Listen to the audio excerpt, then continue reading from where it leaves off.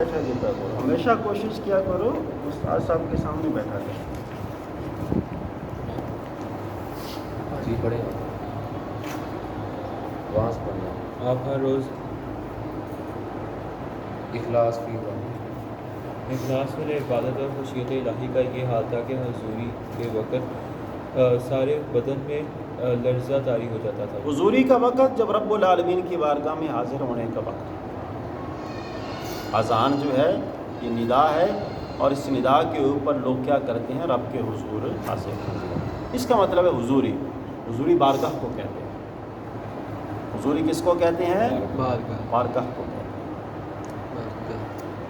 عبداللہ بن سلیمان کا بیان ہے کہ جب آپ نماز کے لیے کھڑے ہوتے تو سارے بدن پر لرزہ طاری ہو جاتا۔ لوگوں نے پوچھا آپ کو یہ کیا ہو جاتا ہے؟ فرمایا تم لوگ کیا جانو، میں کس کے حضور میں کھڑا ہوتا ہوں اور کس سے سرگوشی کرتا ہوں۔ کیا بات ہے! یہ ان کی عبادت کا حال ہے۔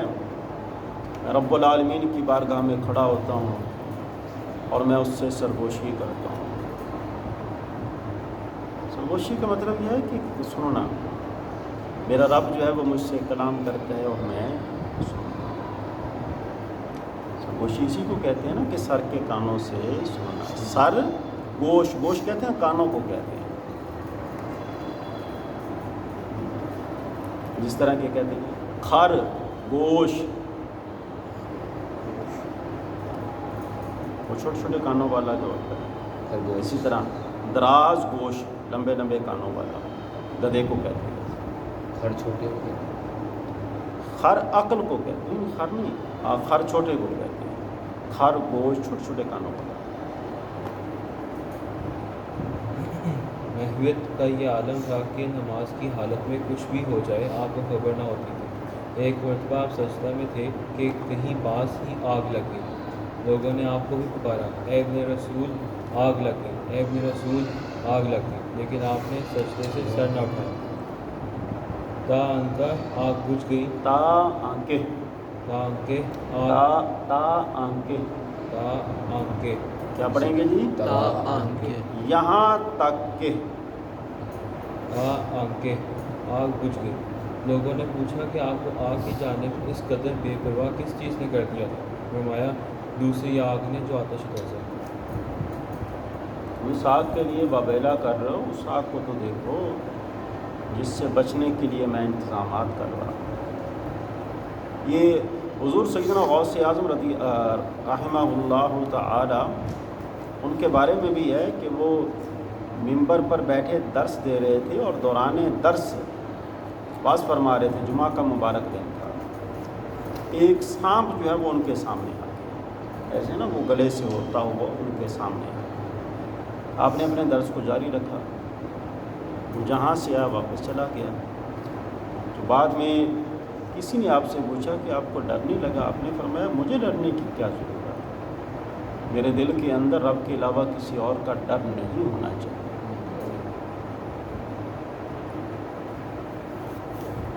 امام احمد بن مالک کا بھی ہے اسی طرح کوئی؟ امام احمد بن مالک کا بھی ہے کوئی؟ امام احمد بن حنبل ہے بن حنبل۔ جی، انفاق فی سبیل اللہ۔ اسفاق کی سبیل اللہ، فیاضی اور دریائے دلی آپ کا خاص بس تھا۔ آپ خدا کی راہ میں بے دریغ دولت لٹاتے تھے، بے حساب، بے دریغ، بے حساب۔ فقراء اور اہل حاجت کی دستگیری کے لیے ہمیشہ آپ کا دست کرم دراز رہتا تھا۔ مدینہ کے معلوم نہیں کتنے غریب گھرانے آپ کی ذات سے پرورش پاتے تھے، اور کسی کو خبر نہ ہونے پائی۔ آپ کی وفات کے بعد معلوم ہوا کہ خفیہ طور پر مستقل 100 گھرانوں کی کفالت کیا کرتے۔ وہ دین کا یہ پہلو ہے نا کہ آپ اس ہاتھ سے دیں اور اس ہاتھ کو معلوم، آپ اس پر عمل پیرا تھے، آپ اس پر عمل پیرا تھے۔ ہماری طرح نہیں ہے آٹے کا ایک تھیلا ہو، بینر سازی کر کے، فوٹو سازی، وہ سارا کچھ کروا کے اس کے اوپر اپنا جناب وہ سارا تعارف شرف لکھوا کے، اور باقاعدہ فوٹو سیشن جو ہے وہ کروایا جاتا ہے، اور لوگ لائنوں میں کھڑے ہوتے ہیں۔ دین ہمیں کہتا ہے کہ آپ جہاں پہ رہتے ہیں وہاں پہ آپ نے اپنے اڑوس پڑوس کے لوگوں کی ضروریات کا خیال رکھنا ہے۔ یہ ہمارا دین کا ہم سے تقاضا ہے۔ لوگوں سے چھپانے کے لیے بنفس نفیس بنفس رفیع بنفس نفیس خود راتوں کو جا کر ان کے گھروں پر سجدات پہنچاتے تھے۔ مدینہ میں بہت سے لوگ ایسے تھے جن کی معاش کا کوئی ظاہری وسیلہ نہ ہوتا تھا۔ کاروبار کا معاش کس کو کہتے ہیں؟ کاروبار۔ آپ کی وفات کے بعد معلوم ہوا کہ آپ رات کی تاریکی میں خود جا کر ان کے گھروں پر دے آتے تھے۔ دینے کا مقصد یہ ہے کہ تاکہ یہ پہچانے نہ کون دیتا ہے اور کون نہیں دیتا۔ اس میں ایک اور اہم پہلو یہ بھی ہے کہ جس آدمی سے ہم لوگ لیتے ہیں نا، پھر اس کے سامنے پھر میں بات کرتے وقت جھجک سی محسوس ہوتی ہے۔ بے جا اس کو سلام کرنا، بے جا جو ہے وہ، تو یہ چیزیں جو ہیں وہ ٹھیک نہیں۔ سمجھ آ رہی نا بات کی؟ وہ اگلا آدمی بھی جو ہے نا، کیا کہتے ہیں، اس کے دل کے اندر بھی یہ پیدا ہوتا ہے کہ میں نے ان کو دی، اب یہ میرے محتاج ہو کر ہے۔ ایسے ہی ہوتا ہے نا۔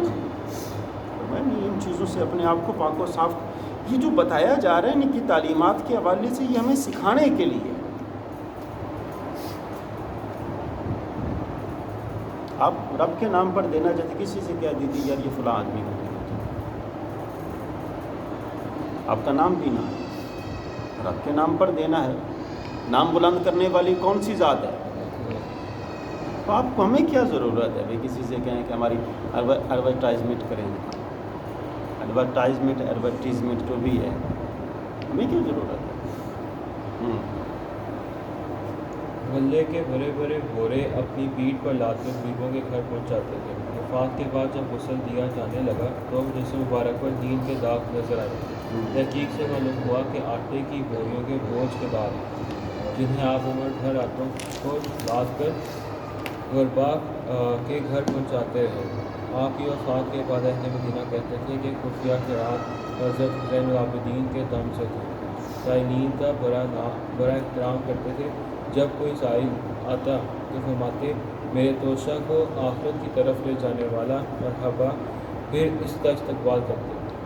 یعنی میرے سامان جو ہے نا، میرا سامان، یہ جو میں تمہیں دے رہا ہوں، یہ سامان تو وہ سامان ہے جو آخرت کے لیے ذخیرہ ہوگا،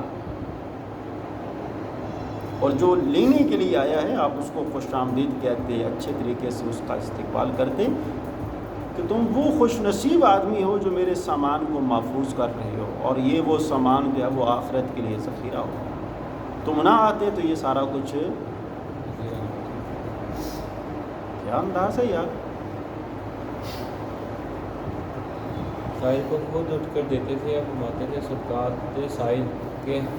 سائل کے ہاتھوں میں جانے سے پہلے خدا کے ہاتھ میں جاتے ہیں۔ جب بندہ صدقہ دینے کا ارادہ کرتا ہے نا، ابھی وہ مال اس کے ہاتھ میں ہوتا ہے، اس سے پہلے کہ وہ مال فقیر سائل کے ہاتھ میں پہنچے، اس سے پہلے اللہ تعالیٰ اس کو قبول فرما لیتا ہے۔ جس طرح قربانی کے حوالے سے بتلایا جاتا ہے، قربانی کے خون کا قطرہ زمین پر بعد میں گرتا ہے، کرنے والے کی بخشش پہلے ہو جاتی ہے، اللہ تعالیٰ اس کی بخشش فرما دیتا ہے۔ انہوں نے 2 مرتبہ اپنا کل مال متاع آدھا خدا کی راہ میں دے دیا۔ 50 دینار کی قیمت کا لباس صرف ایک موسم میں پہن کر فروخت کرتے اور اس کی قیمت خیرات کر دیتے۔ کسی نے آپ سے دریافت کیا کہ کون شخص دنیا اور آخرت میں سب سے زیادہ نیک بخت اور سعید ہے، تو آپ نے فرمایا، وہ شخص کہ جب راضی، سعید کا مطلب ہی نیک بخت ہے، سعادت مند۔ سعید کس کو کہتے ہیں؟ سعادت مند۔ تو آپ نے فرمایا، وہ شخص کہ جب راضی ہو تو اس کی رضا اسے باطل پر آمادہ نہ کرے، اور جب ناراض ہو اس کی ناراضگی اسے حق سے نہ نکالے۔ دیکھیں نا، ہم لوگ جب راضی ہوتے ہیں، خوش ہوتے ہیں، تو ہم کیا کرتے ہیں؟ ناچ گانا کرتے ہیں۔ یہی بات بتائی جا رہی ہے۔ بیٹے کی شادی کرنا ہے تو کیا کیا جاتا ہے؟ اتنے بڑے بڑے ساؤنڈ سسٹم جو ہے وہ لگوائے جاتے ہیں۔ اب بندے کو یہاں سے جو ساتھ بیٹھا اس کو پتہ بھی نہیں، یار بات بھی نہیں کر سکتا یار۔ یہ شادی کے اوپر آئے ہیں ایک دوسرے سے باتیں وغیرہ کرنے کے لیے، ایک دوسرے کے دکھ درد بانٹنے کے لیے 100 طرح کے معاملات ہوتے ہیں، اور اتنی آواز جو ہے وہ کانوں میں گونج رہی ہوتی ہے کہ بات تک بھی نہیں کی جا سکتی۔ اور فرمایا گیا کہ دیکھو جب اللہ تعالیٰ نے تمہیں دیا ہے تو وہ اچھی چیزوں پہ خرچ کرو، وہ عطا جو ہے وہ ناجائز اور حرام کاموں پہ نہیں ہونی چاہیے۔ دین کے نام پہ جب بات کی جائے نا بھائی دین کے نام پر آپ کچھ نہ کچھ دیجیے، مسجد ہے مدرسہ اس کو دیجیے، لوگ 1000 بار پوچھتے ہیں اور دوسری طرف وہ ایک بار بھی نہیں پوچھتے، تو یہ ان کا دینی ذوق بتلاتا ہے یہ کتنے دین والے ہیں۔ اور جب ناراض ہو تو اس کی ناراضگی اسے حق سے نہ نکالے، جب ناراض ہو تو اس کی ناراضگی اسے حق سے نہ نکالے۔ مطلب یہ ہے کہ اب بعض لوگ ایسے ہوتے ہیں نا کہ جن کے پاس رزق کی قلت ہو تو رزق کی قلت کی وجہ سے وہ حرام کام کرنے پر مجبور ہو جاتے ہیں۔ یہ چابی دے جی جی، ہمیں ایسا نہیں کرنا، ایسا نہیں کرنا۔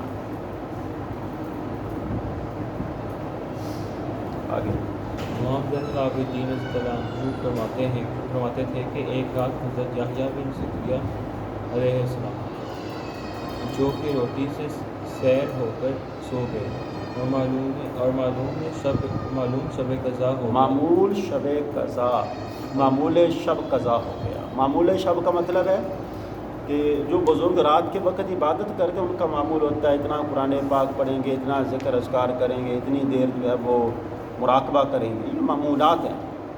اور فرماتے ہیں کہ معمول شب جو ہے وہ قضا ہو گیا۔ اس پر اللہ تعالیٰ نے ان کی طرف وحی فرمائی کہ اے یحییٰ اگر تو جنت الفردوس کی طرف ایک مرتبہ بھی جھانک لے تو تمہارا جسم اس کے شوق میں بھول جائے اور تو اتنا روئے کہ آنسو ختم ہو جانے کے بعد تیری آنکھوں سے پیپ بہنے لگے اور تو اس کی طلب میں اتنی ریاضت و مشقت کرے کہ ٹاٹ کا لباس بھی چھوڑ کر لوہا پہن لے۔ ان سے اندازہ ہوتا ہے کہ جنت جو ہے وہ کتنی قدر و قیمت والی ہے، جنت کتنی قدر و قیمت والی ہے اور اس کے حصول کے لیے کوشش کرنی چاہیے۔ ہمارے ہاں تو جنتیں بانٹی جاتی ہیں، بہت اچھی بات ہے، جنت تقسیم کرنی چاہیے لوگوں کے لیے، کیا کہتے ہیں وہ جنت کی دعائیں کرنی چاہیے، اچھی بات ہے، لیکن ساتھ ساتھ عمل بھی تو ہونا چاہیے نا، ساتھ ساتھ عمل بھی تو ہونا چاہیے۔ لیکن اگر عمل نہیں ہے تو پھر وہ ساری چیزیں ضائع ہو جائیں گی۔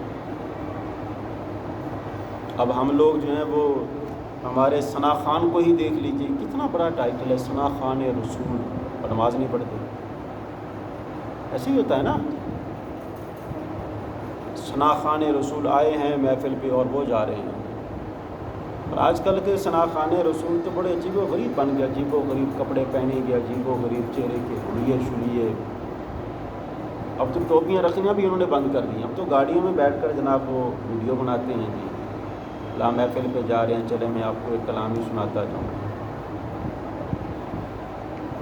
تو یہ شبدہ بازی ہوتی ہے، تو ان چیزوں سے اپنے آپ کو بچانا چاہیے، ان چیزوں سے اپنے آپ کو بچانا چاہیے۔ جی